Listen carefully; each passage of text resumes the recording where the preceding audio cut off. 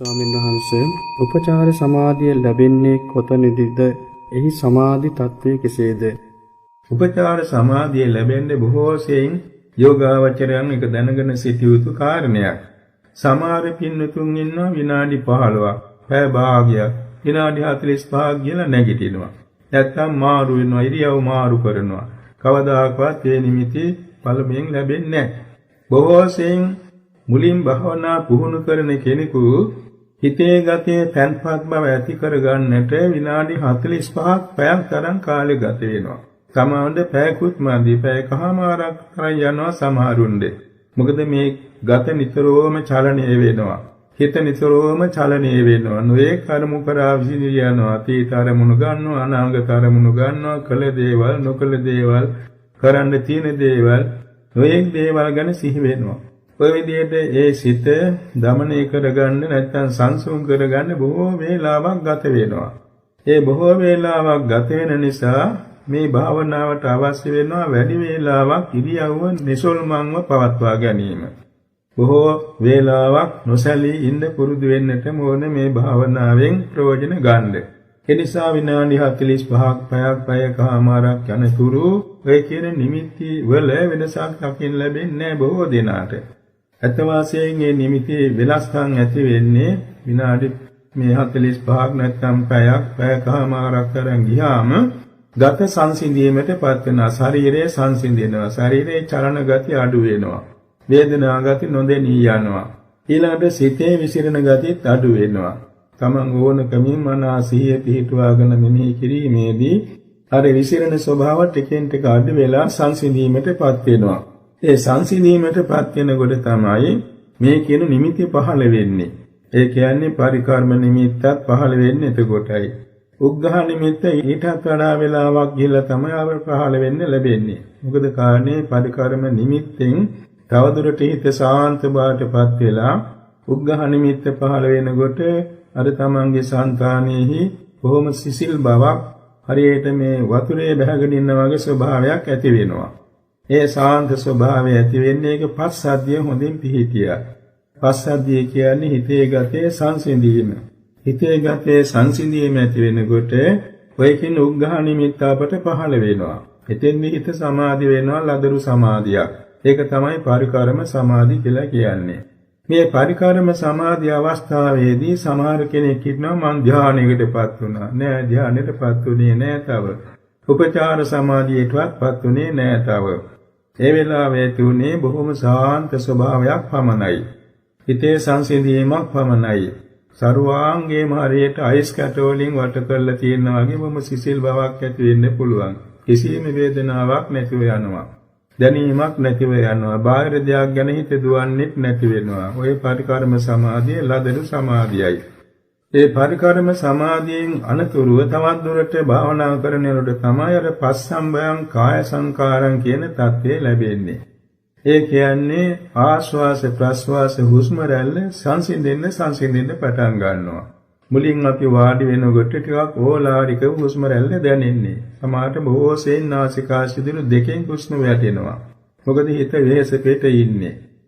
ඒ මෙනෙහි කරගෙන යාමේදී කියන්නේ ආශ්වාස ප්‍රශ්වාස මෙනෙහි කරගෙන යාමේදී ඒ හුස්ම රැල්ල දැන් ওই පරිකර්ම සමාධි අවස්ථාව වෙනකොට සාන්ත වෙනවා. ඕලාරික තත්ත්වේන එක නාසිකාසුදුරෙන් තමයි හුස්ම ඇතුල් වෙන්නේ පිට වෙන්නේ.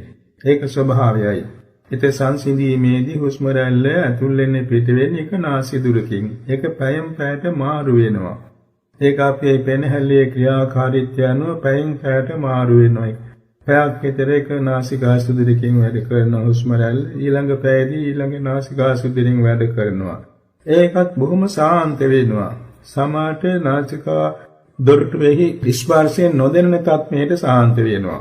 හේතුව ඒ සාන්ත වුණාට හුස්ම රැල්ල නැවතුණා නෙමෙයි. හුස්ම රැල්ල තව ස්වල්ප වශයෙන් පවතිනවා. එමේ යනවා.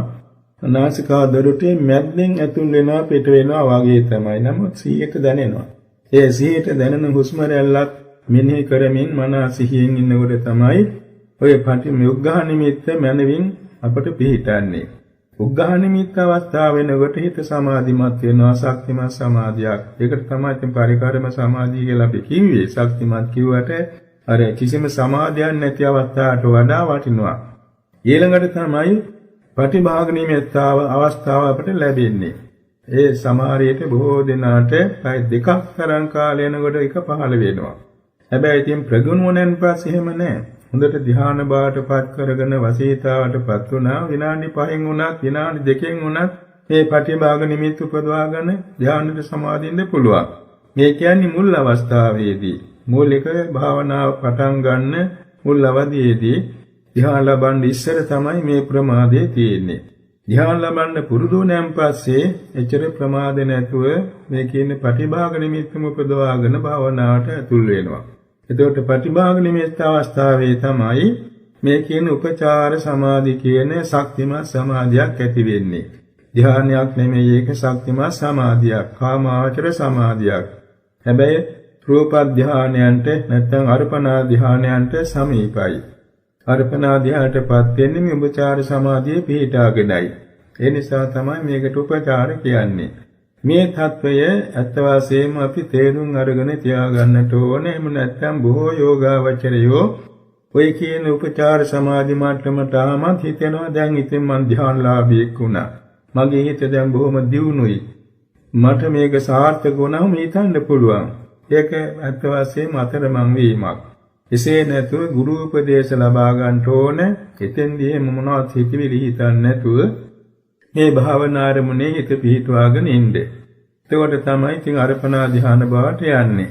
විශේෂයෙන්ම තව කීයතු කාරණයක් තියෙනවා. දැන් මේ භාවනා මුලින් ආරම්භ කරන කාලයේ සිට ඔය ප්‍රතිභාග නිමිත්ත ලැබෙන තුරු නොයෙක් බාධකයන් අපට මුහුණ පාන්න වෙනවා. ඒවා තමයි දැන් මේ භාවනා මානසිකාරය කරන සිහිය තියෙනවානේ. මේ සිහිය බොහෝ සෙයින් අඩපණ වෙන අවස්ථා තියෙනවා.